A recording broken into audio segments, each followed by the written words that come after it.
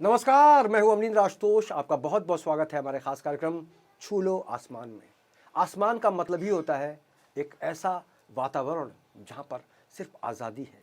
अगर हम बात करते हैं उड़ान की, तो चिड़िया जब उड़ती है आकाश में तो कोई सीमा नहीं होती। उसी तरह कलाकार की ज़िंदगी में भी कोई सीमा नहीं होनी चाहिए।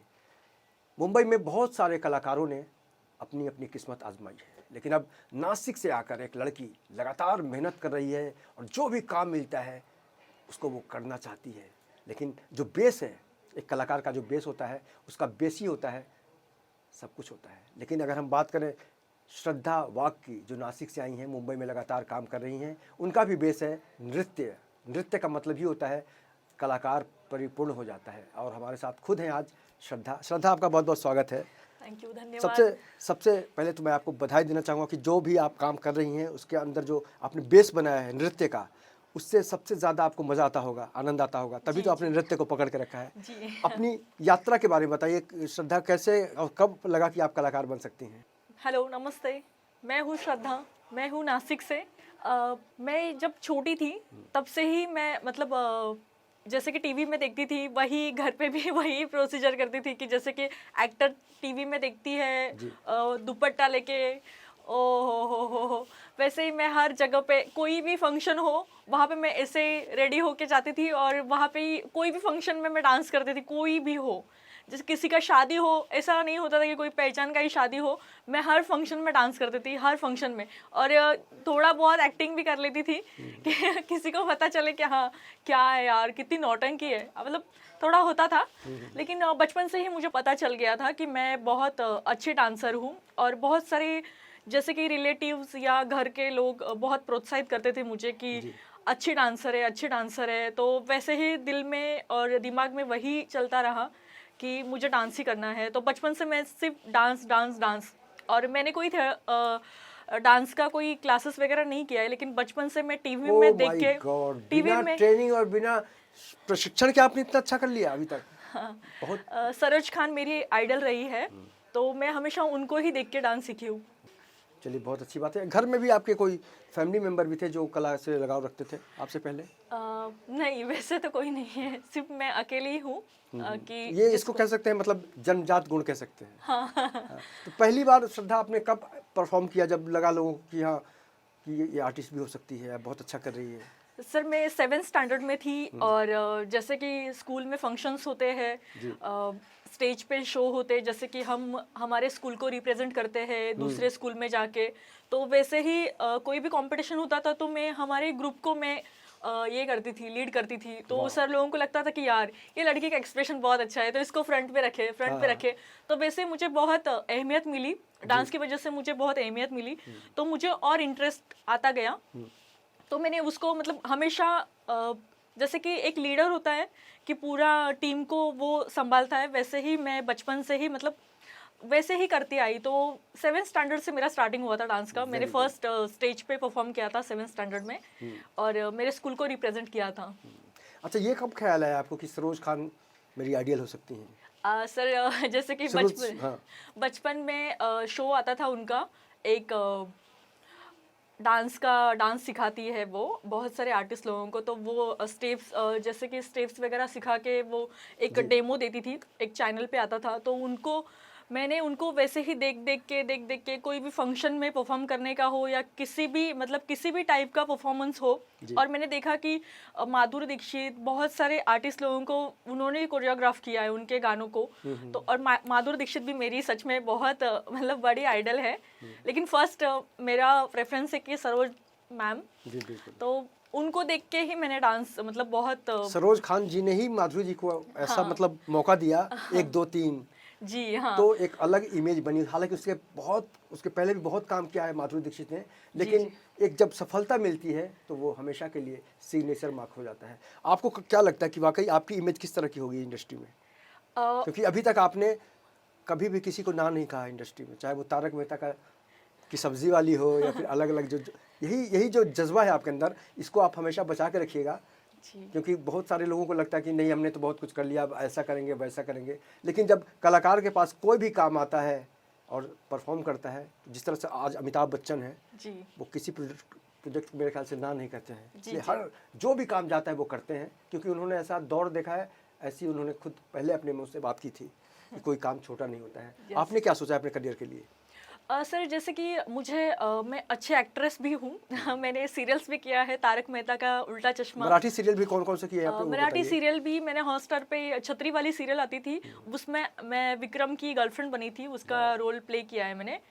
और गुजराती सीरियल था, मोबू चैनल पे आता था, वो चैनल बंद हो गया, लेकिन फिर भी उसका जो गुजराती शो था, मैं मराठी हूँ और शो गुजराती मिला, तो वो बहुत मेरे लिए चैलेंजिंग रोल था, क्योंकि वहाँ पे कॉमेडी करना, और मेरा वो फर्स्ट शो था जो फर्स्ट ब्रेक होता है ना लाइफ में, वो था, तो मेरे लिए फर्स्ट रोल, वो भी गुजराती सीरियल में, और वो भी चैलेंजिंग था बहुत ज़्यादा। तो मुझे बहुत खुशी है कि मैं मराठी हूँ और मैं हिंदी और गुजराती और मराठी सीरियल में भी काम करने का बहुत मुझे बड़ी बात मौका है कि मिलता लेकिन है। अपनी भाषा के बाद अगर दूसरी भाषा के साथ आप इंसाफ करते हैं और पब्लिक को पसंद आते हैं, तो कहीं ना कहीं से आपके अंदर का जो टैलेंट है उसको हम नहीं कह सकते कि बच्चा है, दिल तो बच्चा है, दिल को बच्चा कह सकते हैं, लेकिन टैलेंट को बच्चा कभी नहीं कहा जा सकता, क्योंकि टैलेंट का मतलब ही होता है उन सारे लोगों को खुश करना जो आपको देखने का काम करती है, ऑडियंस जिसको हम जी, कहते जी। हैं। आने वाले दिनों में ये बताइए क्या क्या और करने वाली हैं आप? मेरे बहुत सारे प्रोजेक्ट्स लाइनअप है,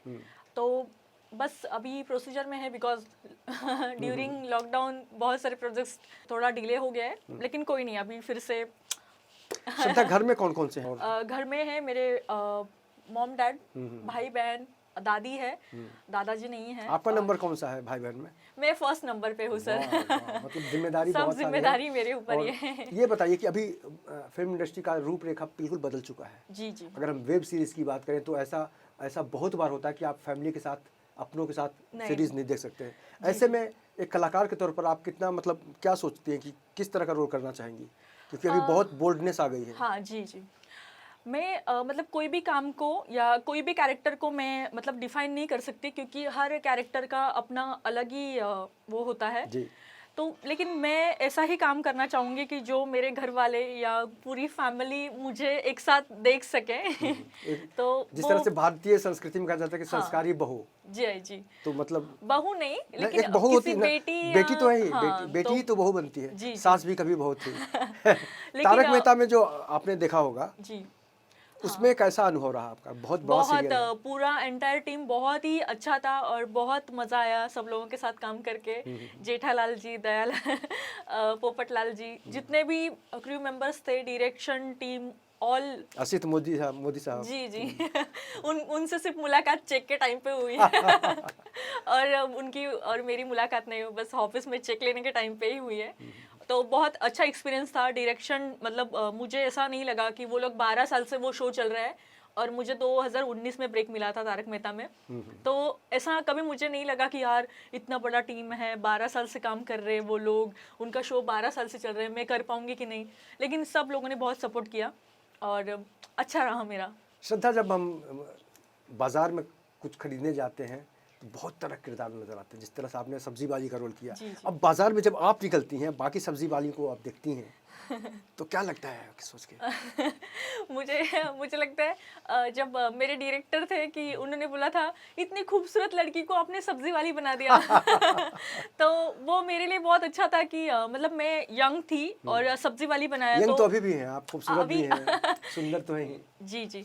लेकिन वो होता है कि हम, जैसे कि मैं अभी यंग हूँ और कैरेक्टर थोड़ा 30 या 28 का कैरेक्टर प्ले करना है, जैसे कि मैं अभी 24 साल की हूँ, तो वो कैरेक्टर वैसा पहली बार किसी लड़की ने अपनी उम्र बताने की कोशिश की है, ये भी बहुत बड़ी बात है जी। तो वैसे ही मतलब वो कुछ अलग कैरेक्टर करने के लिए सब मैं लोगों को देखती रहती हूँ, जैसे नसरुद्दीन जितने बोलते हैं कि नवाजुद्दीन बड़े जो कलाकार सिद्दीकी हैं जी। बोलते हैं कि जब मैं स्ट्रगल कर रहा था तो सब पूरे लोगों को मैं ऑब्जर्व करता था कि हर इंसान में कोई ना कोई कैरेक्टर होता है। जब हमारा स्ट्रगल टाइम होता है तो हम लोगों को नोटिस करते रहना चाहिए जी। कि वो एक्सपीरियंस कभी वेस्ट नहीं होता है। तो मैं हमेशा मतलब घर से बाहर निकलती हूँ तो मैं ऑटो वाला हो या किराना दुकान वाला हो या जो सब्जी वगैरह बनाती हो औरतें, वो सब लोगों को मैं नोटिस करती हूँ कि वो लोग एक्टर का मतलब ही यही होता है। जी जी बहुत सारे लोग सुनते हैं कि ये बहुत अच्छा एक्टर है, लेकिन एक्टर का भी एक आपको अर्थ जानना चाहिए। ACTOR, ए का मतलब होता है एक्शन, सी का मतलब होता है कंसंट्रेशन, टी का मतलब होता है टाइमिंग, ओ का मतलब होता है ऑब्जर्वेशन, आर का मतलब होता है रिएक्शन। एम आई राइट? Yes sir, yes. तो कुल मिलाकर ऑब्जर्वेशन का भी एक बहुत बड़ा स्थान होता है, जो कि श्रद्धा लगातार उस कोशिश में लगी हुई है कि हम ऑब्जर्वेशन करके ज़रिए सबको जानना समझना चाहते हैं। तो यही प्यास जो होती है एक्टर की, उसको एक संपुटता देती है। और इन दिनों में ये बताइए कि आपकी सबसे बड़ी आपके शौक क्या क्या हैं? और सर मैं घूमना बहुत पसंद करती हूँ बीच पे, और मुझे अकेला ही मतलब खुद के साथ टाइम स्पेंड करना अच्छा लगता है। जैसे कि लोगों को ऐसे बहुत भीड़ में जाना अच्छा लगता है, वैसे मुझे बहुत अकेले रहना पसंद होता है। मैं मुंबई तो हमेशा, भीड़ वाला शहर है, यहाँ हाँ अकेलापन तो कहाँ। हमेशा मिस करती हैं आप? जी जी। नासिक और मुंबई में कितना अंतर पाती हैं आप? नासिक तो बहुत शांत सिटी है, मतलब बिल्कुल क्राउडेड नहीं है, तो वो बहुत शांत है, एकदम रिलैक्स लाइफ है वहाँ का। और जैसे मुंबई का अपना, हम कितने जल्दी उठते हैं, कितने जल्दी खाते हैं, कितना जल्दी भागते भागते भागते, ये ऑफिस वो ऑफिस वो ऑफिस से ये ऑफिस। नासिक के अंगूर को कितना मिस करते हैं मुंबई में? ऑब्वियसली मेरे खेत में भी अंगूर है। वाह, अंगूर की मालकिन है ये, और अभिनय की दुनिया में लगातार जिस तरह से काम कर रही हैं, ऐसे में चलते चलते हम चाहेंगे कि एक कलाकार वही होता है संपूर्ण कलाकार जो गा भी सके, थोड़ा भले बेसुरा हो जाए या सुर में गाए। तो हम चाहेंगे कि चलते चलते हमारे दर्शकों के लिए श्रद्धा, आप 2 लाइन ज़रूर गाएं। श्रद्धा और भक्ति होती है तो भगवान भी खुश होता है, और श्रद्धा खुद कलाकार हैं, डांसर तो गा ही सकता है थोड़ा बहुत, जो भी बहुत आपको। बैड सिंगर हूँ हाँ, मैं। चलेगा चलेगा। आपकी नजरों ने समझा प्यार के काबिल हमें। गाना लिरिक्स ठीक तो है, मुझे ठीक है। कभी याद नहीं रहते। लेकिन एक्चुअली मैं बहुत, मतलब मैं बस स्क्रिप्ट देने के बाद मुझे वो लिरिक्स याद रहते हैं बहुत मुश्किल से, बहुत आलसी हूँ मैं। मतलब डांस करने के लिए मैं एनी टाइम, रात को 12 बजे या 2 बजे मैं हमेशा रेडी रहती हूँ, क्योंकि मैं हमेशा मूड में रहती हूँ डांस के लिए। वाओ। लेकिन अगर कभी भी मुझे सेट पे जाना हो, तो मैं उस दिन कभी खाना नहीं खाती हूँ, क्योंकि मुझे बहुत आलस आता है। और सिंगिंग के मामले में मैं बहुत अच्छी सिंगर हूँ, लेकिन मुझे लिरिक्स याद नहीं रहते, वो प्रॉब्लम है। चलिए, बहुत बहुत शुभकामनाएं ओके। और आने वाले दिनों में जिस तरह से आपने अपने लिए सोचा है, हम चाहते हैं कि आकाश जो है आपकी मुट्ठी में आ जाए, और आपकी प्रतिभा को देखकर दुनिया यही कहे, वाह, आर्टिस्ट हो तो श्रद्धा वाघ जैसी। हमसे बात करने के लिए बहुत बहुत शुक्रिया। धन्यवाद सर। तो इस खास पेशकश में इतना ही। बाकी की खबरों के लिए आप देखते रहे इन 24 न्यूज़, और मुझे दीजिए पूरी टीम के साथ इजाज़त। नमस्कार।